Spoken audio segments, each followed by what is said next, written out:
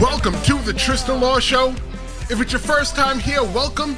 And if you've been here before, welcome back. I am Tristan Law. WWE Bad Blood is almost here, and with the tensions higher than ever, tonight is all about one thing, and it's all about bad blood. Rivalries have reached their boiling point, and tonight we're going to find out, will that bad blood spill over, or will cooler heads prevail? Today, we are breaking it down right here, right now, so stick around as we dive into everything you need to know before WWE Bad Blood kicks off tonight. Let's take a look at the card real quick so that we know what to expect.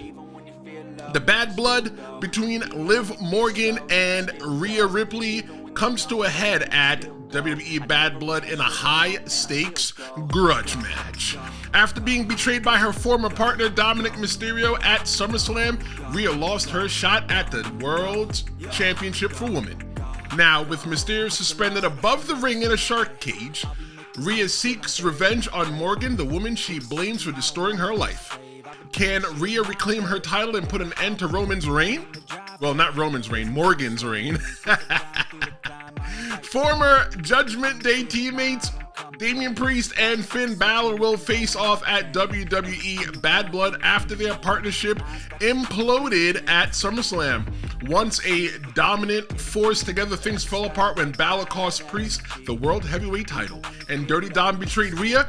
Now Priest looks for revenge as he battles Fat Bálor one-on-one. Now we get some Roman Reigns. WWE Undisputed Champion Cody Rhodes is teaming up with Roman Reigns, the man he defeated at WrestleMania XL, to battle the Bloodline. After being ambushed by Solo Sikoa and Jacob Fatu on SmackDown, Reigns returned to help Rhodes do an attack. Now, these former rivals will unite to take on Solo and the Samoan Werewolf in a high-stakes tag team match at Bad Blood. And still, the WWE Women's Champion Nia Jax will defend her title in a SummerSlam rematch against Bayley. Bayley's last reign ended after an interference from Tiffany Stratton and after pinning Jax in a tag team match alongside Naomi. Bayley secured her shot by defeating Naomi one-on-one. Now Bayley is set to challenge Nia Jax for the title in Atlanta. And of course, we will not forget, at WWE Bad Blood, CM Punk and Drew McIntyre will settle a heated feud inside a Hell in a Cell. After McIntyre mocked Punk's injury, Punk cost him multiple title opportunities. McIntyre retaliated with brutal attacks, even stealing and destroying Punk's cherished bracelet. Now the two will face off in the Ultimate Showdown to end their bitter feud. And that is all today at WWE Bad Blood, live from Atlanta, which starts at 6 p.m. Eastern Time here in the United States or in the East Coast. The reason why they're starting a little bit early today is because UFC is tonight. So if you watch UFC, you can watch that after Bad Blood. UFC and WWE are the same exact company. So, they didn't really want to, interfere with each other. Makes sense. But let's take a look at that first match that we're going to take a look at. Liv Morgan versus Rhea Ripley with Dominick Mysterio in the shark cage. Look, man, Dominick Mysterio has been fought for... Oh, I just kicked over my water bottle. Dominick Mysterio has been fought over so many times in his career. He's been fought over by his dad when it was the story back in the day with who was Dominick's dad. Was it Eddie Guerrero or was it Rey Mysterio? And now we're having another fight to figure out who's his mommy. Look, man, it's all about family values here in the WWE. They're trying to figure out who is the mommy. Is it going to be Rhea Ripley or is it going to be Liv Morgan? I really think that Rhea Ripley doesn't have any more use for Dominick Mysterio. All she really wants is her belt. That's what she lost. Liv Morgan told Rhea Ripley that she's going to take everything from her. Now, you know what? Rhea Ripley's going to take back everything from her that she wants. And that's the Women's Championship. Liv is pretty much the underdog in this whole entire match because, you know, you don't really expect her to win. You know that Rhea Ripley is really dominant, and with Dominick Mysterio being suspended, I don't know if they'll suspend him in the air. That's an old WCW, WWE thing. Remember when they had China hanging up in the air back in the day? If you don't remember, Google it, look for it on YouTube. But with Dominick Mysterio inside the cage, how can he interfere in the match? Will there be somebody else to interfere into the match? I don't really see anybody else interfering in the match. I really see Rhea Ripley putting the boots and beating up Liv Morgan. But you know what? If you're looking at WWE's pay-per-views as of late, their PLE, Premium Live Events, as of late, it's different. Looking at the last pay-per-view, I didn't expect so many belts to change hands. The belts just keep changing hands. The things that you normally have, that we have normally been accustomed to getting from WWE product, we're getting different now, which is good. Good is different. Good is different. But the question is, who will take the title and how will Dominick's presence affect the match? I'm putting my money on Rhea Ripley. Rhea Ripley, she's going over, she's winning, and from there, you know, somebody else is going to challenge her. Maybe Tiffany Stratton could challenge her, but I got a little tidbit on Tiffany Stratton. I'm going to get into that a little bit later on. But if you like what I'm doing here, please subscribe. Subscribing is one of the best compliments that you can give me. It makes me feel that I'm doing a good job. If you're in here live right now, jump into the comments. I got a comment right now, and it's from my girl Tiana. What's good, girl? Let's see what she says. She said, Liv is going to try to take Jay next. Wow, you know, Liv is just like, you know, community property, right? Find out Damian crap, and she's going to want a real man. Hey, look, you know, Jay's been to jail too. He's been locked up just like Dom. So, you know, maybe it just might work. It just might work. Maybe she's looking for a bad guy. Thank you so much for your comments, Tiana. Anybody, if you got a comment, whether you're watching live or you're watching on demand later on because you missed this whole live stream, go ahead and leave your comment, and I always jump back in and I respond all day long. The second match I want to take a look at is Damian Priest versus Finn Bálor. That match right there is just as tense as the previous match that we talked about. And just the outcome, oh my God, I really feel that Damian Priest is not going to win this one. There's just so many things that are going on. You got everybody else in the bloodline busy, okay? Everybody else is just gone, and they're not gone. They're still in the arena. They just don't got nothing to do. So you know what they're going to do? They're going to get involved in that match. So the tables are going to be stacked against Damian Priest because Damian Priest really don't got no friends. Damian Priest's only friend is Rhea Ripley, right? And the referee, but nobody really knows that on television, right? Because they haven't told that story. But Damian Priest doesn't really have any real friends in the WWE. Who's got his back, right? So Damian Priest is definitely going to fight uphill. If Damian Priest does win this, I think it's going to be a good showing for Damian Priest either way. But I know that if Damian Priest does win this match, it's definitely propelling him to higher proportions. No, I don't see him going back into the world title picture. However, he should still go back and get his rematch. He deserves his rematch. But who do you think is going to win this match? You know, who do you think is going to win between Damian Priest and Finn Bálor? Give me a little bit of why.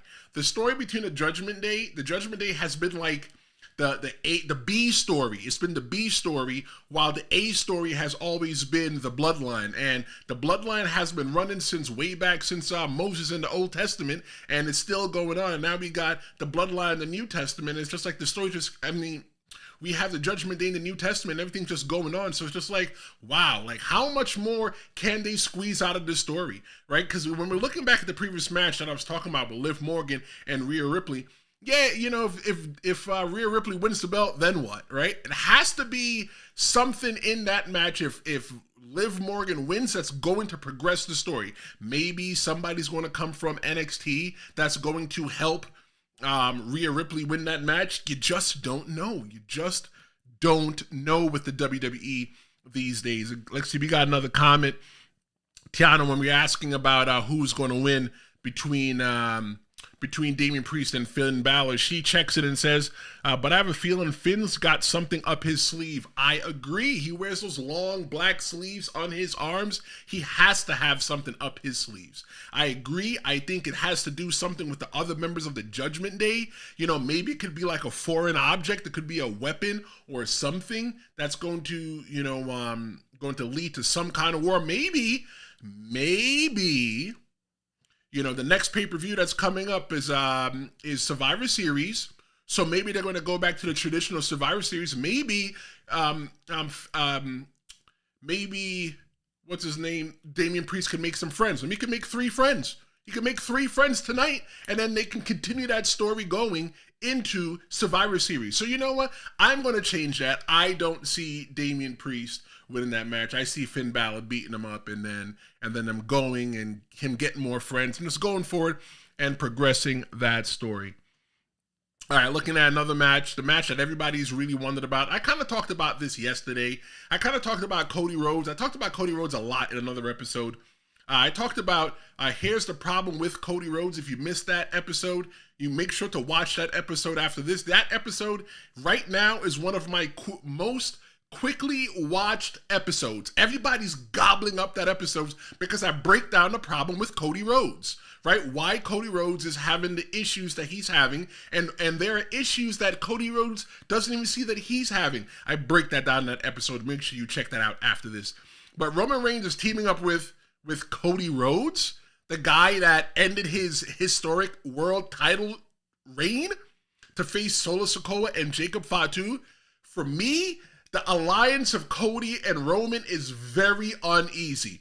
And the bloodline, this whole entire story is just going to keep going. I'm going to reiterate just a little bit of what I said yesterday when I was talking about Roman Reigns. I'm sorry, when I was talking about Cody Rhodes. Roman Reigns is going to use Cody Rhodes, and then when Cody Rhodes is done, he's going to put Cody Rhodes to the side. Cody Rhodes is going to have nothing to do. Roman Reigns is going to reunite the old bloodline, the OG bloodline, and they're going to try to go against Survivor Series, maybe War Games with the new bloodline. And then who is Cody Rhodes going to be fighting? What, you think it's Kevin Owens? It's not Kevin Owens. It's not Kevin Owens. Let's see, we got a message. Hey, Imoni Bentley said, hey, what's up? Hey, how are you? Thank you so much for joining. If you like what I'm doing here, please go ahead and subscribe. Thank you so much for hanging out. But the problem that we all think right now is that it's going to be Kevin Owens. It's not Kevin Owens. It's Randy Orton. Randy Orton is very dangerous. Kevin Owens and Randy Orton have a right to feel slighted a certain kind of way. Cody Rhodes used them to help fight off the bloodline. Now he's going to go join Roman Reigns to go fight off the bloodline. Yo, what happened to your mans? So, like, you're only going to use me for when you need me. When you don't need me anymore, you're going to go with the enemy? Randy Orton is going to bury the knife in Cody Rhodes' back. He's going to break off the handle. And when that happens, the whole entire world's going to be shocked. You're going to remember that I said it here first. I said it here first. That Cody Rhodes is in danger. He's too goody two-shoes that he has no idea what's happening. Why is Cody Rhodes in the ring with Roman Reigns talking about they're on the same team? Why? Oh, because you didn't shake his hand, it doesn't mean that you guys are friends? That don't mean nothing. You're your stupid old school values, and that's why you're about to get bamboozled, Cody Rhodes. I think that this pay-per-view, this PLE, is going to be another page turner for WWE. I think that it's going to level up the WWE so much because they brought back a retro pay-per-view and using the name. Right, they're building the Bad Blood. They've built the Bad Blood, and the name just fits. It just fits, right? And with Cody Rhodes being from Atlanta and Roman Reigns going to college in Atlanta, there's so much on the line. They got 2 ATL boys in the ring against the new bloodline. How's this match going to shape out? I think that Roman Reigns is going to win along with Cody Rhodes because every match that Roman Reigns had won, he always had help. Roman Reigns never won a match straight up when he was the champion. So as long as he has help, he is going to win that match with Cody Rhodes. Roman, I'm going to say it. Don't hate me. Roman is not really that good of a singles wrestler. And the reason why he's not that good of a singles wrestler is because he had to use the OG bloodline to help him so many times. Let me know what you think in the comments. Let me know what you think. I could be hitting my head. I could be bamboozled right now. Let me know what you think. Now, I was talking about Tiffany Stratton for a little bit. She is the Money in the Bank for the women. She is friends, you see the quotation, friends, with Nia Jax. And Nia Jax is going to be defending her WWE Women's Championship against Bayley in that SummerSlam return match. And the story in this match is not Bayley and Nia Jax. The story is we're watching Tiffany Stratton, right? Tiffany Stratton has been woman handled, not man, because she's not a man. She's been woman handled. She's been yoked up. She's been embarrassed by Nia Jax. But I don't think that Tiffany Stratton really wants to turn on Nia Jax. But Nia Jax is a little paranoid. She's paranoid right now, looking at everything that's happening with Tiffany Stratton, things that Tiffany Stratton has said, things that Tiffany Stratton has done. Nia Jax really thinks that, because you bought your friend a Money in the Bank briefcase bedazzled kit, that now you guys are cool. Nah, she's got her eyes on you. And Nia Jax thought that is within her best interest. Smart from Nia Jax. She thought that it'd be within her best interest to keep Tiffany Stratton close so that she can see her. But you know what? Her paranoia is going to take the best of her, and then it's going to make Tiffany Stratton cash in. Tiffany Stratton is going to turn babyface when she cashes in.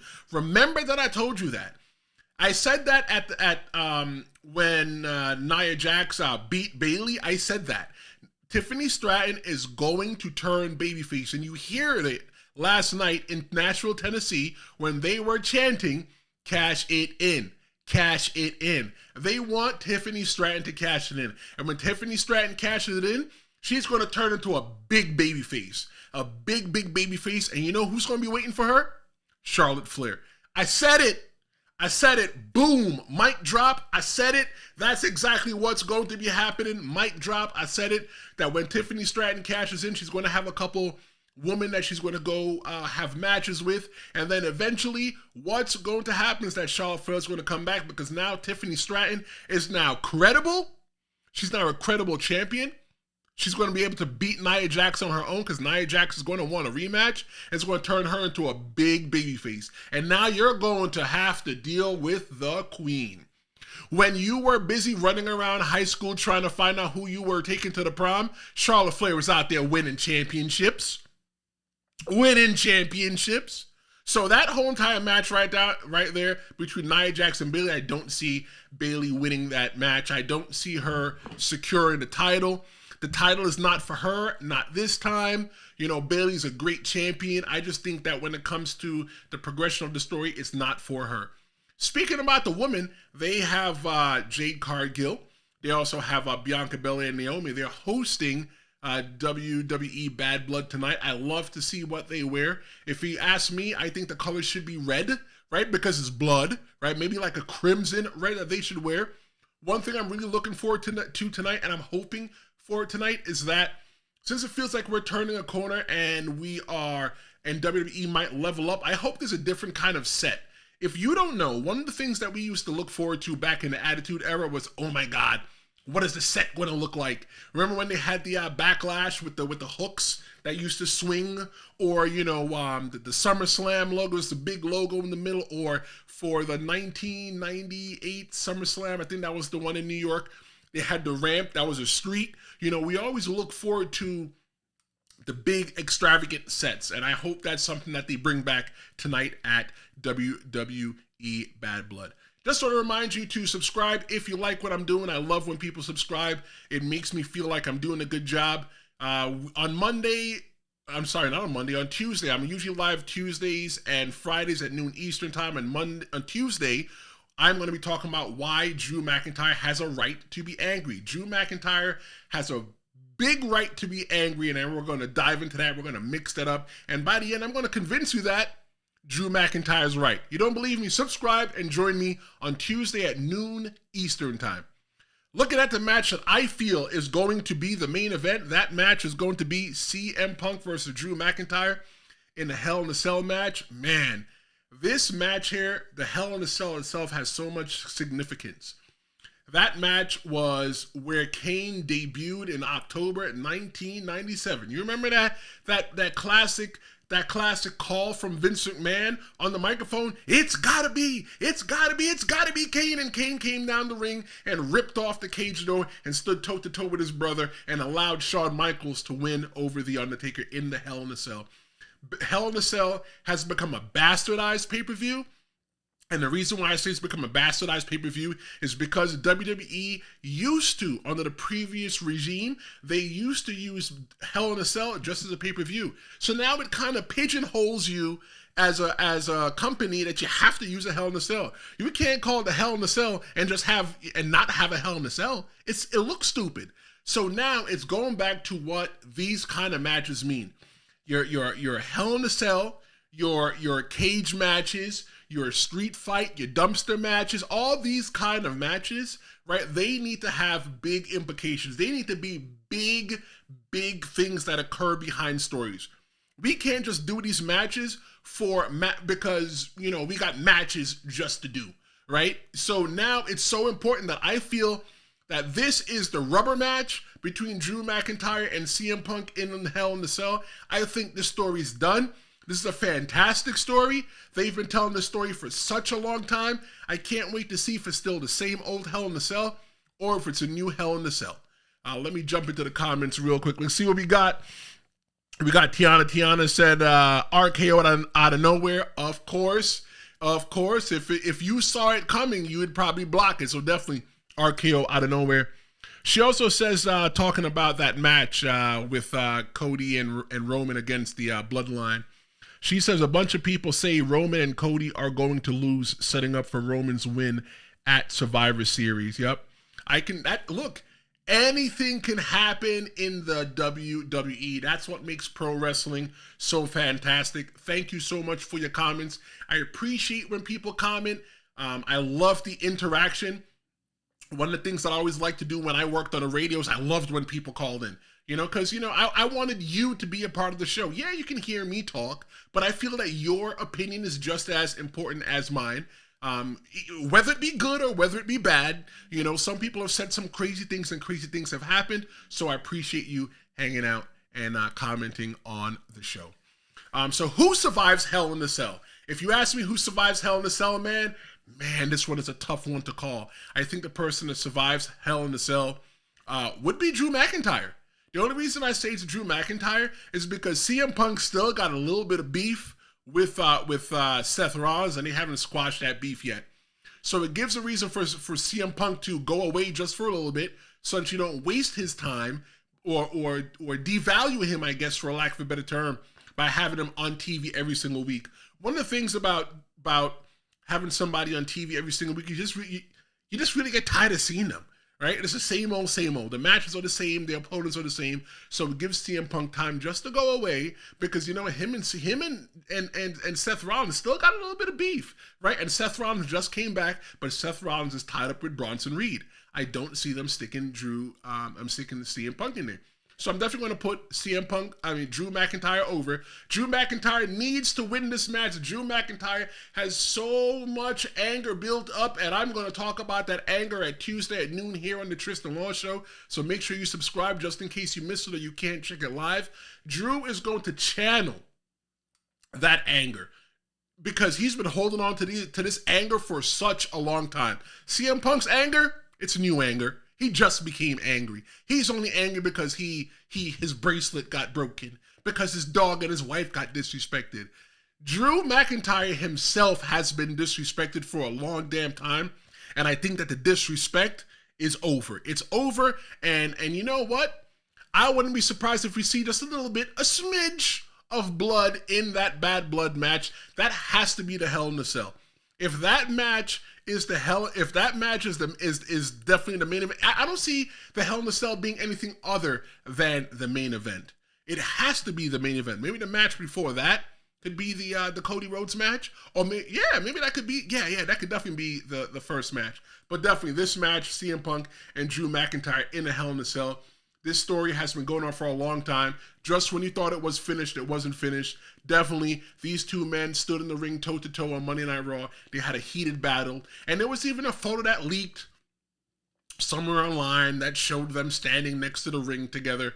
Look, you know what? The reason why they were standing next to the ring together is because they were working. And because if they touched each other, they may have thrown this Hell in a Cell match out of the window. So, they had to be, cordial with each other. Like, don't you come to work and have people that you don't like?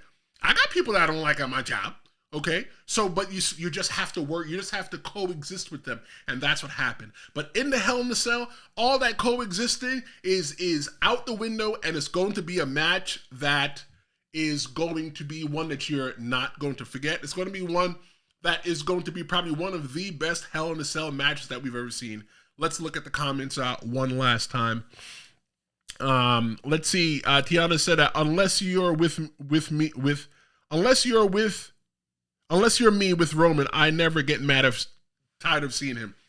For those of you who don't know, Tiana, she loves Roman Reigns. I think she says that Roman Reigns is her husband. So, like, ladies, if you like Roman Reigns, you might have to fight Tiana for her, so I don't know how that's going to work. But definitely I want you to check out WWE Bad Blood tonight, because tomorrow at 10 a.m. Eastern, we are having a recap show. We're going to have an aftermath. It's going to be the fallout. We're going to be talking about how that pay-per-view made us feel. I'm going to be taking notes during that show, and I hope that you take notes as well too, so that you can fully participate in this conversation.